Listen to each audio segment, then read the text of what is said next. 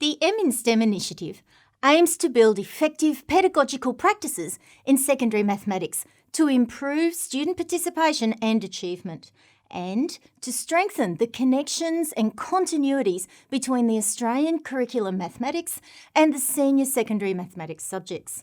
In this segment, one of our colleagues will demonstrate how he uses student investigation, explicit teaching, and then collaborative group work in teaching new content in the Specialist Mathematics Syllabus Unit 2. We will see students build their own understanding of the new concept and make connections before consolidation as a class occurs. The learning goal for this lesson is for students to understand the relationship between the determinant of a transformation matrix and the area of transformed regions. G'day, my name's Tom McCourt and I'm a teacher at Craigsley State High School. Collaborative learning and problem solving are used to extend student knowledge of skills and procedures and to move from surface to deep learning. Small group learning helps make the mathematics more visible and accessible. Students explain their thinking and problem-solving strategies, often clarifying and expanding other students' understanding. It enables development of the QCAA's identified 21st century skills, such as critical thinking, creative thinking, communication, collaboration and teamwork, personal and social skills, and, depending on the task, ICT skills.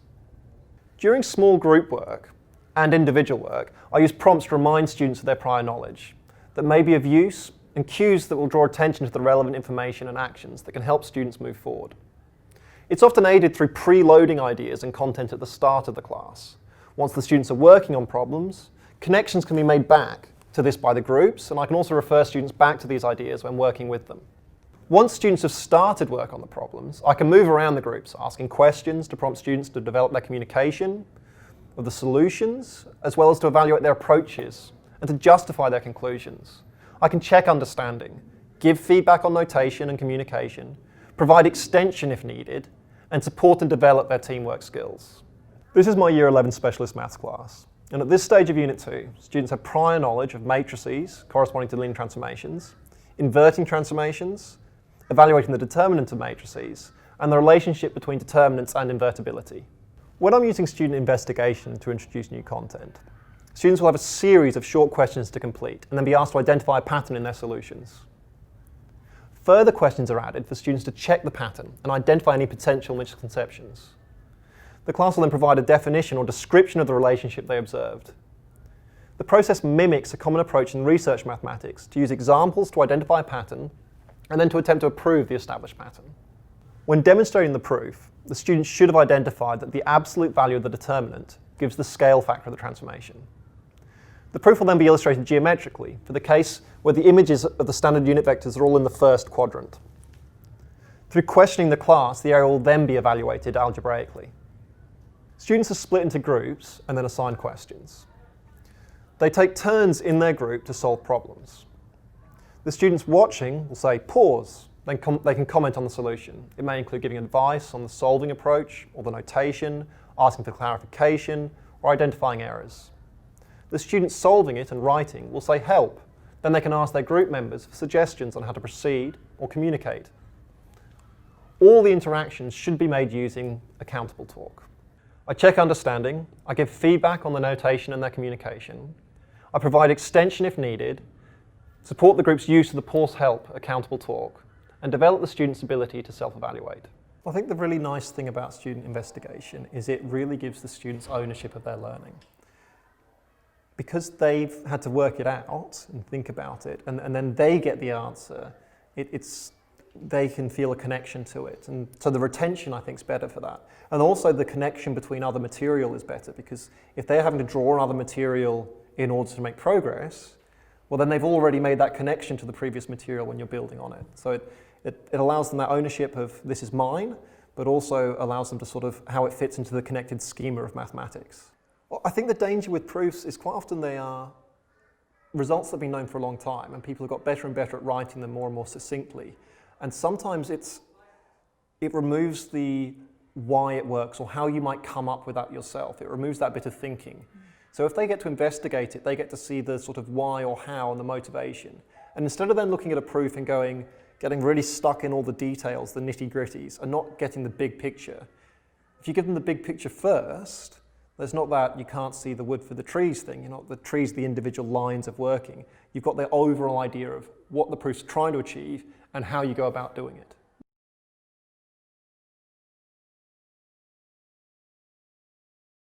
I like doing student investigation because we actually get to figure out what we're doing instead of just being told this is how it works, do it like this every time. The way he explains it, he doesn't just go, here's the proof. He gives us an explanation for the proofs. He goes through it step by step. And instead of just like giving us the final product, he gives us the guts and the bones. So we understand what's happening. We understand like the deeper stuff rather than just, oh, look at this thing. It's like, this is how it works. So it makes more sense. Yeah, going step by step, explaining each step thoroughly and why we're doing each step and how it connects with all the other math we're doing. It helps with understanding the proof itself. Yeah, I like how we can see where the ISMG lines up with the work we're actually doing. It's very handy.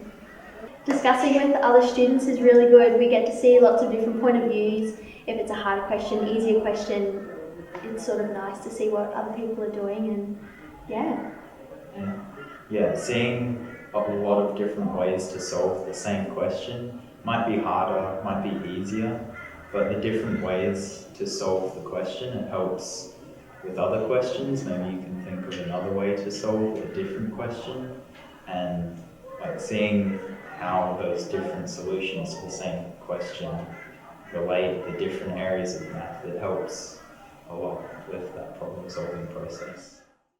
I think using investigation works really well with the junior grades still.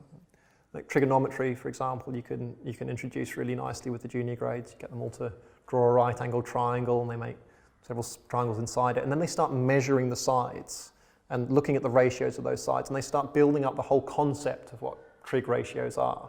So rather than it just being me giving them a rule or a button in your calculator, they get an insight to what is going on. And if they start building that idea themselves, then they get more of an understanding of what it is and something that they can refer back to. It's more likely to stick in their memories. Well, you're going to need to maybe a bit more scaffolding with the junior grades. And one of the things you're not going to worry about so much with the junior grades necessarily is, well, you're not going to do a formal proof. You might give an illustration of a sort of the ideas behind it, but that's less important. The concept's what you're trying to get across.